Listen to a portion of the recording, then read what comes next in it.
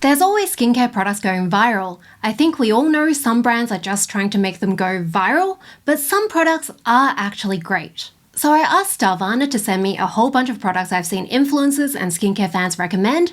Out of those, these ones are the ones I think are actually worth the hype. It's Michelle of Lab Muffin Beauty Science, Chemistry PhD, and Skincare Nerd.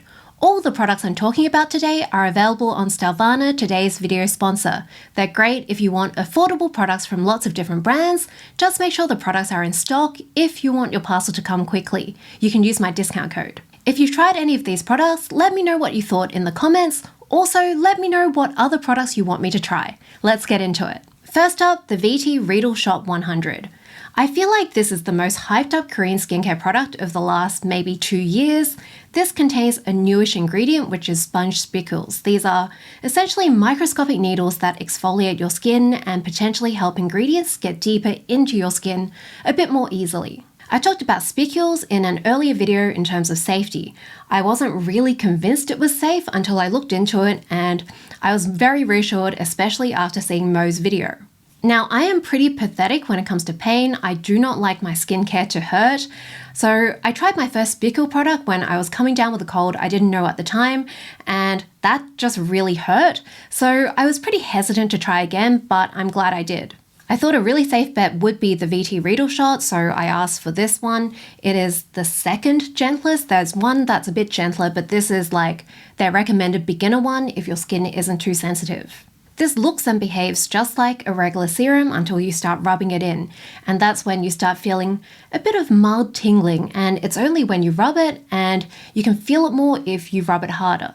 The number corresponds to how dense the needles are, so this is number 100, second weakest one. It doesn't have as many needles, and it's recommended for daily use. This has centella, or cica, absorbed into the needles. This is a really soothing ingredient, and I've personally found it very soothing even while using it daily. It is recommended for daily use and has been through irritation testing on sensitive skin. I wear hard ortho-K lenses to bed at night, so I was super careful when I started using it, but it just seems to not really be a problem if I'm just a little bit careful not to get it near my eyes. And I also try to put my contacts in first and then wash my hands really thoroughly. I also sleep on my back, so I'm guessing that's also not too big of a problem because the stuff on my face is not going into my pillow and then smushing into my eye. When I first started using it, I was also really careful not to rub it into my towel. I started worrying about whether it would transfer onto things in the laundry, but that all just doesn't really seem to be a big problem. In terms of results, I found that this is making my pores look a bit smaller. It's really smoothing my skin out and giving me closer to that sort of glass skin look. I'm still working up to using this with my more irritating products. I haven't used it with like prescription retinoids yet, but I have used it with a very gentle vitamin A/C, and that's been fine so far. So yeah, really excited about using this. I'm hoping to maybe graduate to a higher level soon. I don't think I really need to go that high, but maybe I'll try the 300 soon as well. But I think this is a really nice safe starter product that's not too hard to incorporate into your routine. And I think it's really cool to have a product that is truly innovative. Next, we have the AprilSkin Keratin IPMP Hydromelt Cleansing Balm. Now, I am a cleansing balm connoisseur. I have very high standards for them because cleansing balm, removing my makeup, that is my favorite step of my skincare routine. I just find it really relaxing to massage the oil into my skin and melt off the makeup. It just feels really nice, and so I really like my cleansing balms to be a pleasant experience, and of course I also want them to work. I saw lots of rave reviews of this online and I was a bit skeptical because I knew my standards were really high. I was expecting to be disappointed, but I was not. This is now one of my top cleansing balms. I think I've got maybe 3 on my top tier, and this is definitely one of them. So this one, it feels really lovely. It smells really nice. It's got like a light orange flower and grapefruit scent, and it melts into an oil nicely on my skin. I find that with some cleansing balms, you're kind of like chasing solid bits across your face. There's none of that with this. It rubs on really nicely. It's effective at melting down all my makeup. This is also fine for my eyes. I use it to remove my eyeliner, and I found that my eyes don't sting and they don't go blurry afterwards either. This has been tested for irritation, but obviously everyone's skin is different. I generally follow up with a foaming cleanser because I just worry about having makeup left on my face, but I do really like that this has been clinically tested to be safe for acne-prone skin. I also really like having cleansing balms that feel like a luxurious experience because I find that if I massage a balm for longer on my skin, then I end up with less blackheads. Like the blackheads, maybe it just helps clean the oil out of the pores. And so, yeah, it's not just, a frivolous thing. It is actually useful for my skincare. So yeah, top marks to this. Big fan. Lives up to the hype for me. Next is the Abib Heartleaf Spot Pad Calming Touch. I don't really use toner pads, but I thought I'd try this out because I saw so many good reviews of it. It is also super popular in Olive Young, which is a big Korean store. Heartleaf is, hopefully I get this right because I'm really bad at Latin names, Houtunia cordata. It's got a bunch of names like fish mint, fish leaf, that doesn't sound very appetizing, heartleaf, or Chinese lizard tail. Anyway, it is a herb that's used in a lot of Asian food, and like most plant extracts, it is full of antioxidants. The main thing I saw this recommended for is cooling and calming, and I feel like this 100% lives up to that. I found this a very lightly hydrating product. It's also meant to be good for gentle acne care. It's also got wintergreen leaf, allantoin, hyaluronic acid, and trihalo, so these are mostly humectant moisturizers. They hold onto water and keep your skin hydrated. This comes with a pair of tweezers, and then inside you've got the cotton pads. The cotton pads, there's one side that's rough and one side that's smooth. So the rough side is meant to be gently exfoliating. It is very gentle.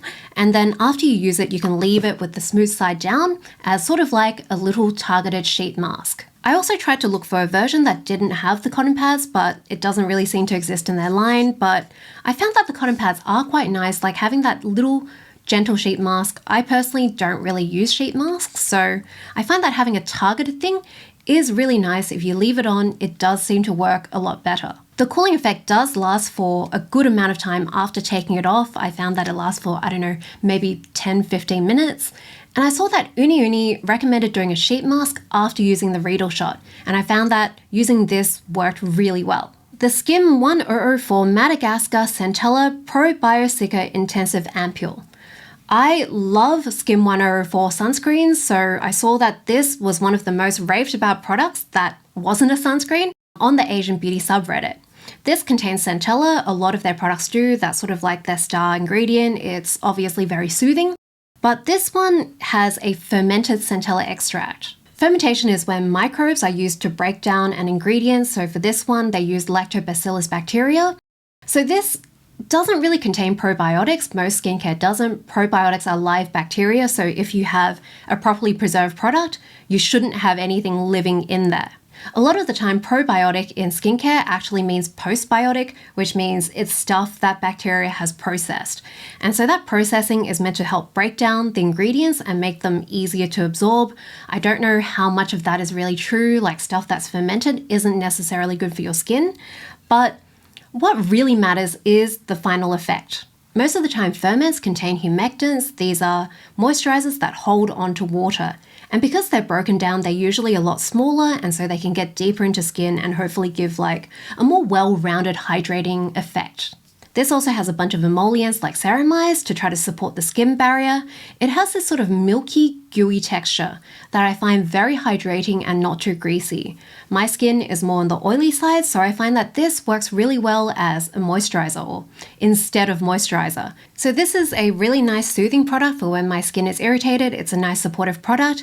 Even though it does have this sort of gooey texture, after you put it on your skin, or on my skin at least, it sinks in really nicely. It doesn't feel like sticky or anything. It's just very lightweight and very hydrating. I've seen so many people recommending the Purito sunscreen, so I have finally tried the Daily Soft Touch Sunscreen. This is the Outdoor Defense. Purito were like the poster child of the so-called Korean sunscreen scandal from about 5 years ago. It wasn't really fair because this was a huge problem. A lot of Korean sunscreens ended up testing lower than their labeled SPF. And I think there was also a bit of xenophobia going on because the US has a much bigger sunscreen scandal that no one talks about. Maybe we can bug James Welsh to do a video. But Purito copped the most flack because they were the most popular brand in the West involved at the time. So they have been a lot more careful about their SPF testing. It's been tested in 2 labs, one in Korea and one in Italy. This is a chemical sunscreen with a lot of the new filters, and I found that this is slightly heavier than some of the Korean sunscreens I've tried. It has a little bit of pilling if I rub, and this is pretty standard, what I expect for a water-resistant sunscreen because they contain a bit more film formers, but it is still really nice and light. I found that it had a slight white cast when I first applied it. I'm guessing that's from the MBBT, but it goes away after it dries down on my skin.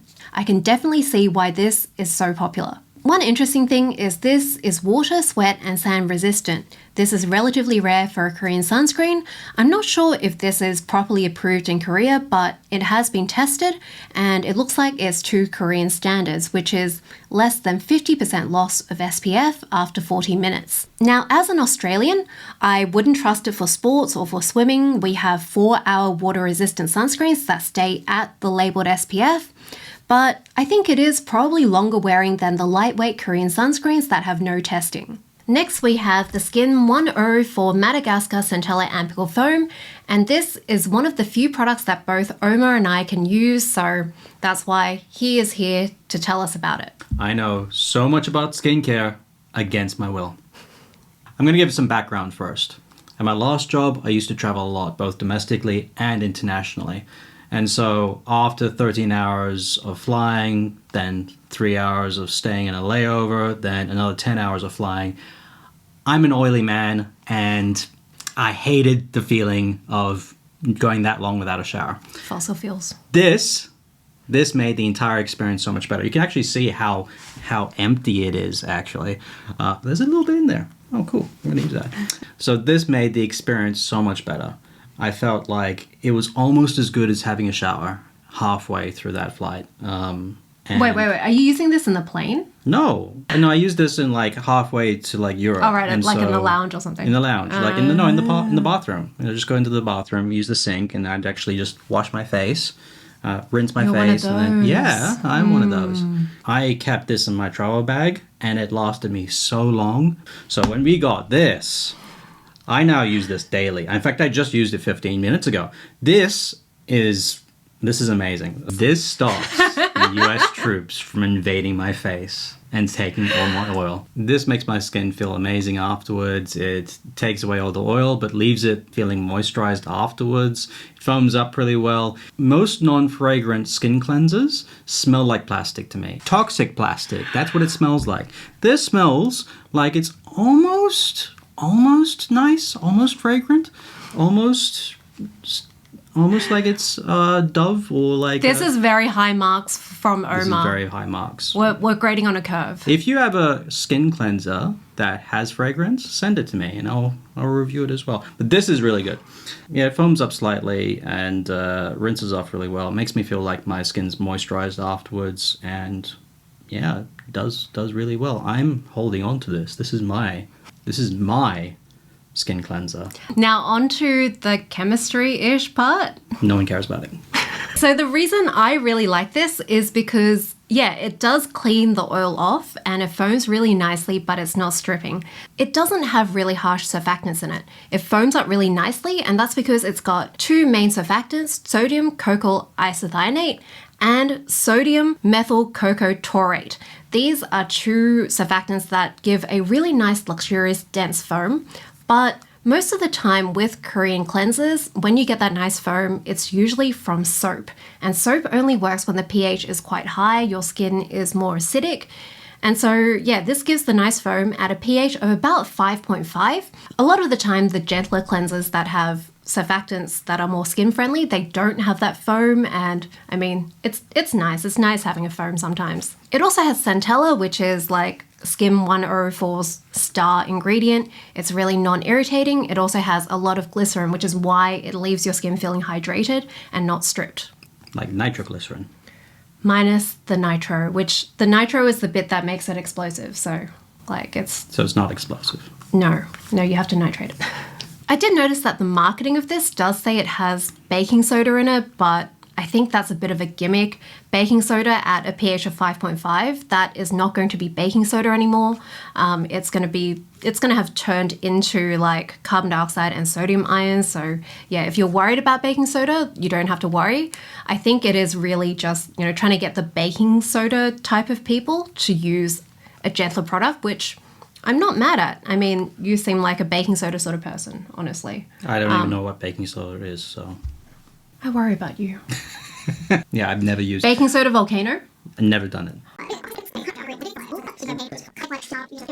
We're going to have a day where we just do like fun children's science experiments. The one thing I will say, what this? We need less of these stupid clip. I feel like the twisty tops should make an appearance for these sort of products. That's my bet. I'm done. Thank you. Goodbye. Thank you. Again, all of these products are from Stylevana. Use my code to get a discount. Let me know what you thought of these products. Let me know what other products I should try. Check out more skincare reviews in this playlist.